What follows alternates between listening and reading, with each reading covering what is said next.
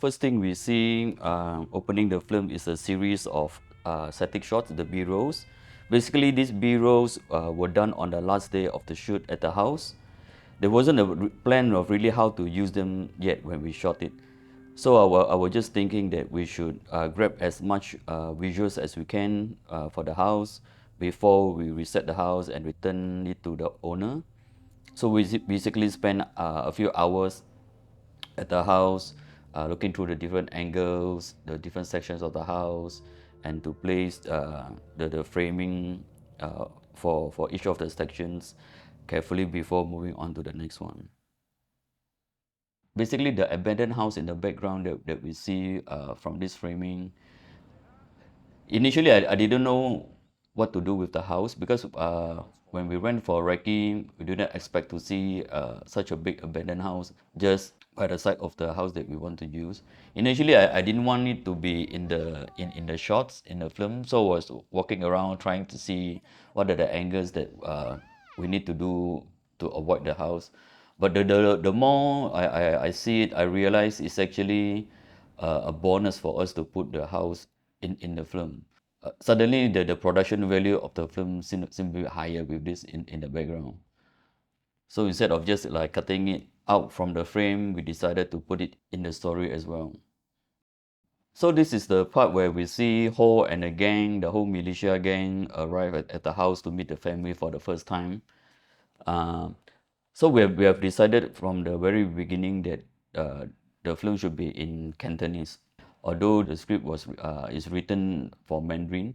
So when we did a table read, a script reading before the shoot, I asked them to like go back and do their homework by translating their lines into Cantonese. And every time before we roll on set, during the rehearsal, we would go through the lines again, everybody's line, to see what are the words that we need to change to make it sound more natural. Basically, everybody was helping everybody else with their lines. So for this one,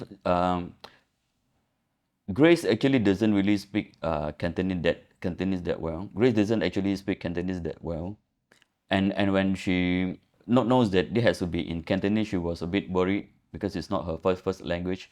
But I gave her enough time to do homework. Like basically, she actually got a friend who actually teaches Cantonese to help her with the pronunciation. So when we got there, prior to shooting this scene during the rehearsal, when we were going through the lines, her Cantonese was actually still pretty bad, and we were all quite worried, like, oh, macam mana ni, like how do we fix this? And then I asked her, like, I thought I'd give you enough time to go and to practice at home. She said yes, enough. There was time, but it's very hard for her to choose. Uh, Either she would focus on the acting or she would focus on the pronunciation of the Cantonese words. So she said it's very hard for her to multitask. So therefore, I opted to choose for her acting because I think that's more important. And then upon agreeing on that, we need to sort out, like we have to come up with a device, like how do we explain to the audience that her way of speaking Cantonese is like that. Why is it not so accurate? So we came up with the idea when she's reading the laws of the new federation. Towards the end of the read, she would purposely mispronounce one word, and then we would have Ho to correct her. So by doing this, we established to the audience that these characters, Cantonese is memang like that.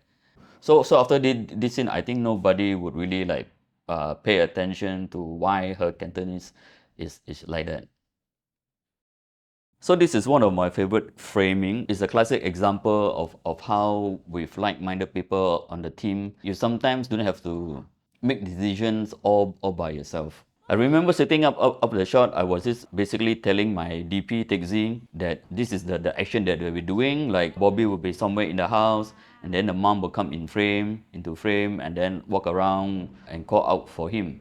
And that's it. That's all I told him. So he went on to set up the shot, and I told my assistant director Vivian to put Bobby in the house before Shan, the mother, comes into frame. So she went and called for Bobby to come on set, da da da. And I was walking back to the video village for to the monitor. And I got there, I saw the framing of the house, and I really like it. And I just love the blocking of this. It's like it's so cinematic, and it's just like take 3 person to make this shot. So like masing-masing punya contribution is there lah, you know. We shot the snake scene probably like on the fourth or fifth day into the shoot. The first 2 3 days I was very not say very worried. I was a bit worried about Maha, who plays Panda, because being the youngest on set, she's also very shy. Especially when I try to talk to her, like she will just keep quiet and end up the mom will be answering most of it. Oh, dia memang macam tu, you know, like da da da da da da. And she did even dare to look me in the eye. That's how shy she is. But for me, they work perfectly for the character. Memang karakter dia tak pandai cakap semua. So I thought, oh, okay, it's okay. I don't mind this. Because this is how her character should be. My worry was actually, I wonder what would she react when she sees the snake later, right? Because usually snake, you tahu kan, snake and kids. So that she's so shy. What happens if like she freaked out, you know? Then we have to have a backup plan. So the assistant director Vivian and I, we actually have a like discussion. What happens if she really freaked out? And there were like plan B. We thought of like a backup plan. But what was interesting was during the date itself. I remember we were having breakfast where everybody is setting up. She came on set. She said morning, da da da. But as the usual self, we were very quiet. And then the animal wrangler came. So the animal wrangler came, and we spoke for a bit, and he actually brought a few snakes in different sizes. Basically ada like choices lah, like we want like adult one or we want a baby one, you know, like da. So basically we had a look, we agree on, okay, let's take this small one, this baby for it. And then the animal wrangler like put it back in the box and went up to her to show her. Awak tengah makan, I was like watching, you know, please lah, jangan lah, tiba-tiba you know. And then see the guy about there like, hey, say hi to her, anything. Nak tengok pula tak, you know, like that. And then buka and was like, oh, okay, moment of truth. And imagine from like very shy, very down, or smiling, and tiba-tiba she smiled, you know. She smiled like the brightest smile that a kid can do. She was so happy to see the snake. Like, huh? Kenapa macam tu tiba-tiba? And she couldn't like wait to play with the snake, to ask the man to pass him the snake, to pass her the snake to play and all that. So I was very curious. And then I asked the mom, oh, so dia tak takut ular? Dia tak takut sebab last punya shoot, baru dia belajar handle ular. So dia dah suka. So ini dia dah tak takut lah, jangan risau. So I was like, oh, it's such a relief. And that, can you imagine, that was actually the first time I actually saw her smile after that first few days. So upon seeing that, I memang dah lega like, okay, it's all good. We don't have to worry about coming up with a plan B. Where we see Panda eating all alone in the dining area on a big table, whereas the family eat their dinner in the living room on a coffee table, all 4 of them cramming on a small table. So basically, I like this blocking this scene very much. So although they don't mention it, but you can see that is how the family start to warm up to Panda by like sayang her so much, giving her so much respect to actually eat alone in a proper dining table, whereas they themselves they sit on the floor, eat on the coffee table, try not to kacau him. I mean there's how much space they are willing to give Panda. So towards the end of the scene, if you watch it again, right after Wong the father says, okay, don't remember, don't talk to her. In the background, we can hear a lizard sound, a typical at night at home. Yeah. So I think it's a very Malaysian or probably like more Malay custom that when we say whenever you're talking, suddenly when you hear a cicak, I mean a cicak agrees with you, I give you a sign. So I asked the sound designer to put it there to replicate that belief. So to those local audience yang dah biasa with this belief, it adds another layer lah to because the moment the father said, remember don't talk to her, and then you, so the kids didn't listen. That's why like all these thing happen, all this bad stuff. This is a sequence of Auntie Koo and Wong driving the lorry, the truck. So this day proved to be our toughest day because this was shot on the 11th day. We total have 15 shoot days, and the first 10 days we spent at the house. So we were already very familiar and very comfortable shooting in the house. And on the 10th day, they say, okay, tomorrow is our first day venturing out of the house. You know, so we must all, plan very carefully, blah, blah, blah. And some more is a tracking shot. It means the vehicle moves and we have to shoot, which I personally really don't like tracking shots because it takes so much time for you to set up the cameras and all. And the road that we have chosen for this particular scene actually leads to sand factory one side. So from the main road going through like all this very nice mall, this very nice winding, very scenic road, it will eventually lead to a sand factory. So what we did was during the recce, we really like check out the communications with the factory. We ask them which are your most busy days, what are the timing, so we can work around it lah. So that morning when we got there, we were trying to set up, waiting, and then it was first of all it was drizzling. Like okay, it's drizzling. Okay, so let's try to speed things up in case it gets heavier or what. And then as we were like setting up, rigging up the camera on the truck, we see how come there are still so many lorries coming in and out. And these are big lorries because they're carrying sand. So eventually when we were ready, we started shooting. Can you imagine when we are shooting and then like, let's say in front, you see a big lorry coming, you have to stop and let it pass first, right? Because we are using their road, so we don't have the authority to hold them for that long. So we have to ask them to pass first, give way, and then we have to like reset our camera, have to reset the lorry, make a U-turn. So it takes a very long time to reset. And on top of that, like one lorry after another lorry, like this is even like more than we came recce. So I asked the team to like quickly go to the factory and check out what happened. And then upon returning, they said that, oh, the factory told them that supposedly there's another sand factory nearby, but that sand factory was closed that day. So they directed all the lorries to this one. So it's one of those days like okay, like okay, but what else could go wrong?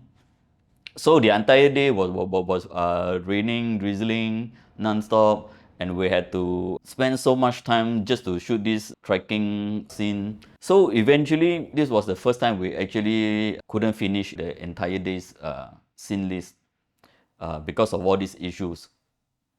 We were literally shooting until we lost daylight. Dah tak boleh dah, we can't even see ourselves. So there's no point shooting. So it was at the time, it was a very big decision to say that, okay, there's no point shooting now, we stop shooting and we figure out how to reshoot this scene. The thing is, the first 10 days were so smooth, we were so confident. So it's really a big setback for suddenly, alamak, the first day we didn't manage to finish all the scene. And secondly, was because of our timing and our schedule, we couldn't even afford a day for contingency. That's how tight our budget is. So when we say we cannot finish this scene, like, then how? Where are you going to sell it? So we have to, I say, don't ask me now, but we have to like figure it out somehow lah. So if we did eventually, we should let to the new location that we eventually use that you see in the finished film. So that one is a the ending scene where our Auntie Koo dies and Panda and Maha runs for the jungle. It was supposed to be around this area, but because of all this hold up, we have to cancel it. And then if we eventually manage to shoot that scene nearer to Ipoh, like towards our last day of shoot, the last 2 days of shoot. We managed to sell it lah. So we just asked. It was, I think, if I'm not mistaken, it was supposed to be our off day or something like that. So we have to ask the cast, are they okay to come for a few hours? Sorry to kacau them on their break day, and also the crew. So we didn't ask like the full crew to come. We just asked like the few that we really need, so that the rest could still enjoy their off day. So luckily lah, I mean you have this team that are willing to do that to help you like sort out all these problems. So I think overall we are very happy that we in not looking like in hindsight lah kan, bila semua dah settle semua, you realize yeah, this is actually a better location, a better blocking for the ending scene. Okay, this is when the Ho and the gang comes to raid the family at night. So this is the longest sequence in the entire film, um, and it took us almost close to 10 to 12 hours night to shoot this entire sequence. And I'm so happy the team is willing to do it chronologically. Usually how we shoot films is we arrange based on location because it's faster. It's a faster process because you don't need to move so many technical stuff, lighting, in and out, in and out. But for this particular sequence, we agree that if we were to do that, if we use the normal system where after shooting the living room, we look for other scenes that happen in the living room and we shot that, the risk of that is we won't have the full creativity to what we want to do in other locations. Because this entire sequence, the script is there, everybody went through the script, but the way that we plan to shoot this is we want it to be relatively organic as well. We do want to stick 100% to the script, as in how the characters will react, what they would ad-lib, for example. So if you follow the more traditional way of doing this, it's very hard for the actors to come in and out of the different emotions. Because like from here we see the Ho and the gang, first they comes into the dining hall, and then Bobby moves to the kitchen, and then back to the dining hall, and then the family moves to the kitchen, and then to the dining hall, then back to the living room, and then Ho and Shin move to the bedroom, and then back to the living room. So there are so many in out, in out, in out. And if we were to shoot it the more traditional way, there are just too many restrictions that we need to look out for. For example, like probably the quantity of the hair even or the wardrobe will be very hard to jaga. For example, because there might be some physical altercations that happen in the kitchen, and then back in the living room, how they should look. So by shooting the entire sequence in order chronologically, we can bypass all these issues. But it's just that we need to work a bit harder, the crew, to make sure the consistency of the set is maintained throughout the time. So the lighting that was set for this sequence was also done that way. Basically, Tixi and his team did a pre-light of the entire house prior to the start of shoot. So basically we can just walk into any section of the house and start shooting. And this particular sequence is very heavy for the cast. So many of them, and also their emotional roller coaster is really there for each of the characters. So I'm really glad that we can manage to shoot it in this way, so that the cast could maintain their emotions when they switch locations. Actually, this is the last time the audience see the Wong family working as a unit, as a family, before incident happened and they start to disappear one by one.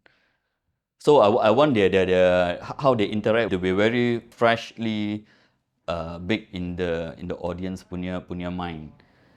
So to help them the upcoming scene later to feel more emotional.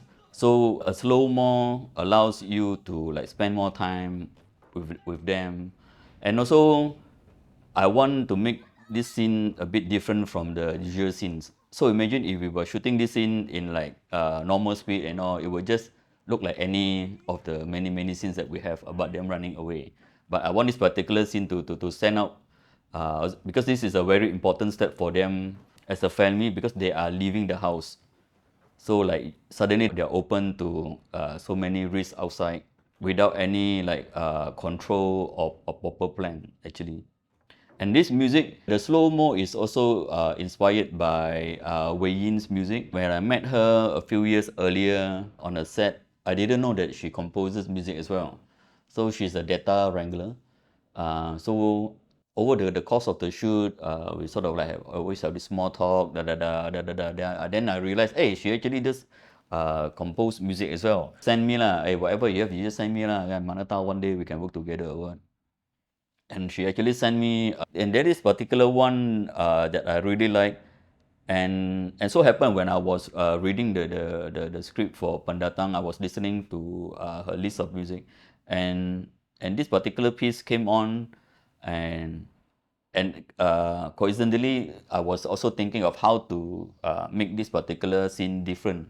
So her music actually inspired me to like, oh yeah, actually this music suddenly like it gives me the visuals of this scene, and immediately I know okay, so this is one of the things that we can use, like ask her to compose like similar feel vibe kind of music, and we should be shooting this in slow motion. Yeah, so that's how the decision was made. The way we shot this scene was um, I told Taxi, our DP, the blocking, like this is after the crash, so the family would be in the van already dead, and then the father will wake up eventually, find them dead, and before that, before he who could actually like really try to save the family, and then the other militiamen actually arrive and then call out to them, and then they need to run. So Wong actually needs to run with Panda already, who we established is hiding in a box, and they will run down the shoulder of the road and then down into they will cross a stream, a very small stream, and run across and disappear in the forest.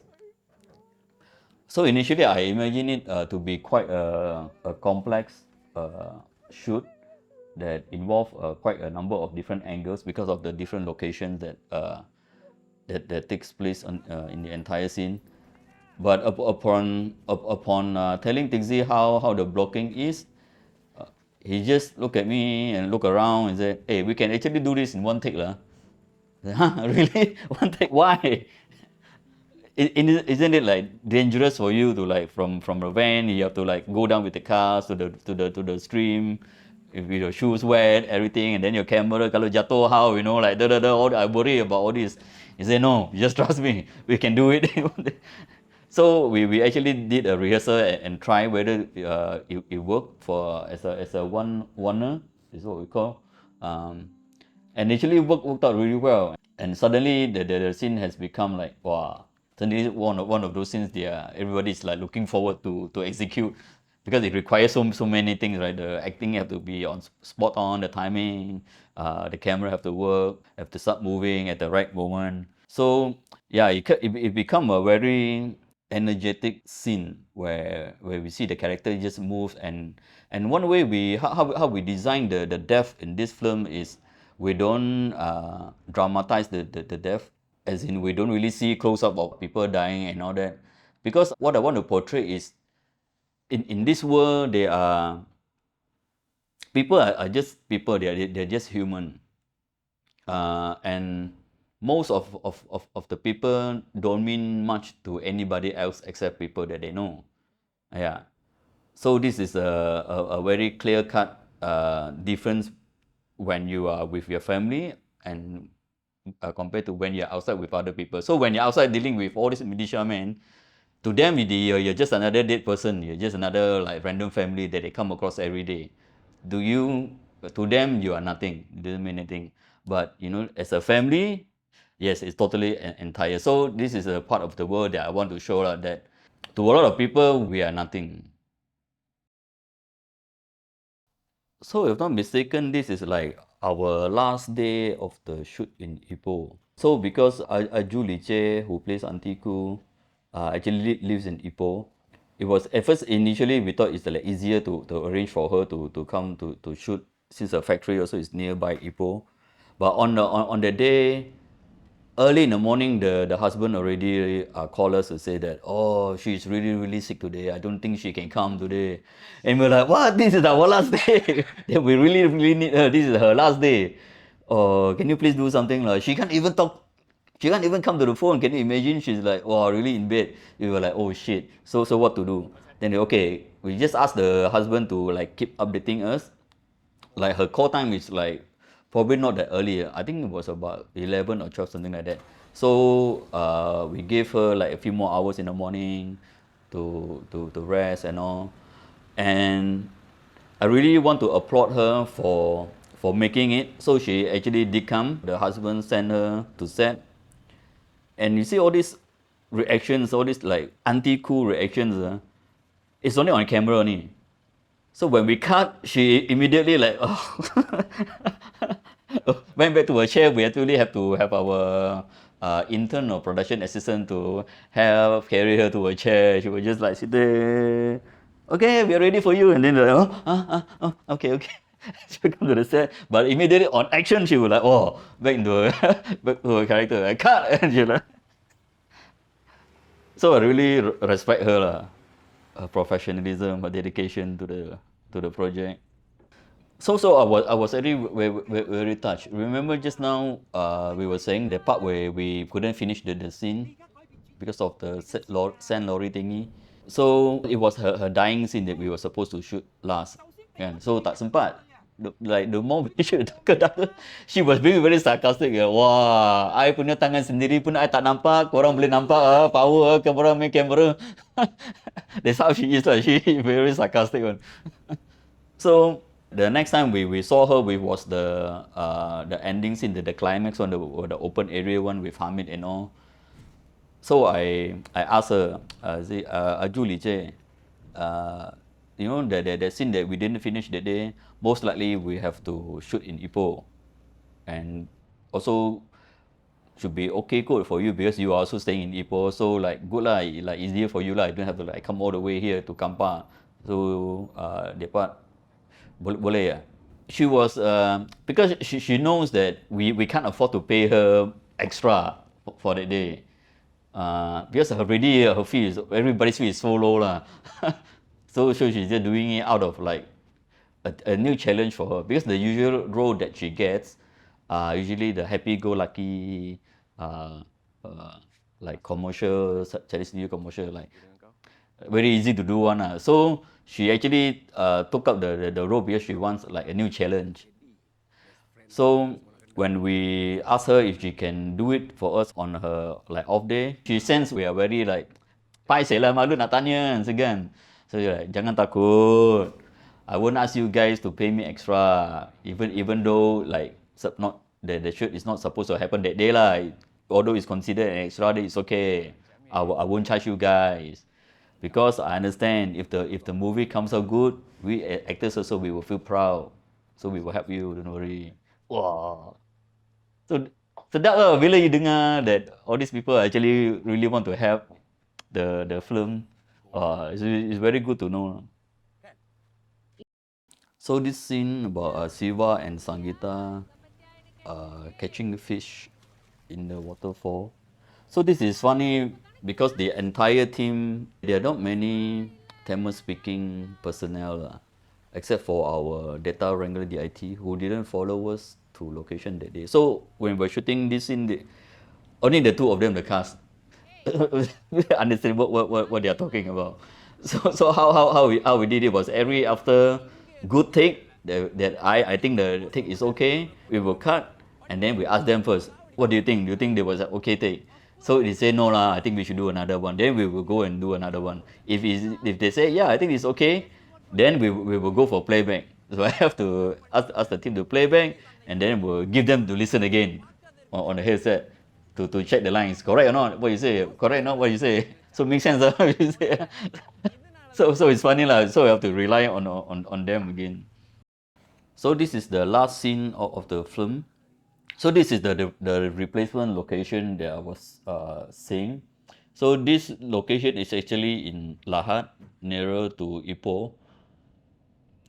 So when we were shooting in the at the first location where we couldn't finish the scene, the blocking of the actors also were very different.